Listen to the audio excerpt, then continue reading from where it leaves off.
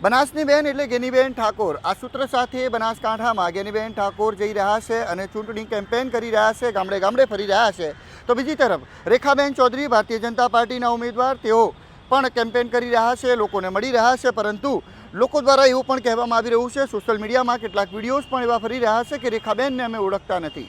રેખાબેન ચૌધરી એક એવું ઉમેદવારનું નામ છે જેનું નામ સામે આવતા કેટલાક લોકો અસમંજસમાં મુકાયા હતા। સાથે સાથે તેઓ સંગઠનમાંથી આગળ આવ્યા છે, સંગઠનમાંથી તેમનું નામ ઉમેદવાર તરીકે જાહેર થતાં કેટલાય લોકો વિચારમાં પડી ગયા હતા। પરંતુ હવે એવી ચર્ચાઓ થઈ રહી છે કે રેખાબેન ચૌધરીને બદલવામાં આવશે, ઉમેદવાર તરીકે તેમનો ચહેરો હટાવવામાં આવશે અને બીજા કોઈ ઉમેદવારને લાવવામાં આવશે, તેવા સૂત્રો દ્વારા સમાચાર મળી રહ્યા છે।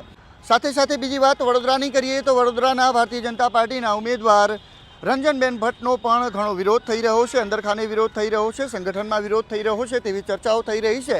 ભારતીય જનતા પાર્ટી દ્વારા નામ જાહેર કરવામાં આવ્યું હતું। ગયા વખતે રંજનબેન ભટ્ટ મોટી લીડ સાથે જીત્યા હતા આ સીટ, પરંતુ આ વખતે શું ભારતીય જનતા પાર્ટીને તેમના પર વિશ્વાસ નથી રહ્યો તે સવાલ થઈ રહ્યો છે, કારણ કે ભારતીય જનતા પાર્ટી દ્વારા આ બંને મહિલાઓના ચહેરા બદલવામાં આવશે તેવી ચર્ચાઓ થઈ રહી છે। એ બનાસકાંઠા બેઠકની વાત હોય કે પછી વડોદરા બેઠકની વાત હોય, આ લોકસભા ચૂંટણીને લઈને ઉત્તર ગુજરાતની આ બનાસકાંઠા બેઠક અત્યારે ખૂબ જ ચર્ચામાં છે।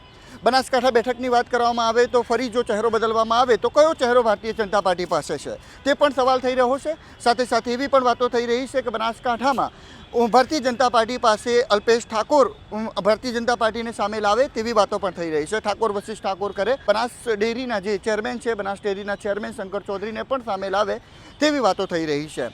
હવે જોવાનું એ રહ્યું છે કે ભારતીય જનતા પાર્ટીનું આ ત્રીજું લિસ્ટ ક્યારે આવે છે અને આ ત્રીજા લિસ્ટમાં જે નામો બાકી રહી રહ્યા છે એ પણ અસમંજસમાં મૂકે છે, લોકો રાહ જોઈને બેઠા છે। સાથે સાથે આ બંને ચહેરાઓ બદલાય છે કે કેમ તેવા પણ સવાલો થઈ રહ્યા છે, કારણ કે બનાસની સિંહણ છે, આ બનાસની ગેનીબેન છે, તેવા સૂત્રો સાથે સોશિયલ મીડિયામાં પણ એક કેમ્પેન ચાલી રહ્યું છે। સોશિયલ મીડિયામાં એવું ચાલી રહ્યું છે કે રેખાબેનને કેટલાક લોકો ઓળખતા નથી, બનાસના લોકો ઓળખતા નથી, ગેનીબેનને લોકો ઓળખે છે। ગેનીબેન ધારાસભ્ય છે અત્યારે અને તેઓ બનાસ ડેરીના ચેરમેન શંકર ચૌધરીને પણ હરાવી ચૂક્યા છે 2017ની ચૂંટણીમાં, એટલે કે કોંગ્રેસના કદાવર નેતા છે અને કોંગ્રેસ તરફથી આ ચહેરો આગળ મૂકવામાં આવ્યો છે। ત્યારે હવે બનાસના લોકો અસમંજસમાં મુકાયા છે, બનાસના લોકો વિચારમાં પડ્યા છે કે હવે બનાસકાંઠાની અંદર કયો નવો ચહેરો ભારતીય જનતા પાર્ટી તરફથી આવશે અને વડોદરાની અંદર કયો નવો ચહેરો ભારતીય જનતા પાર્ટી તરફથી આવશે।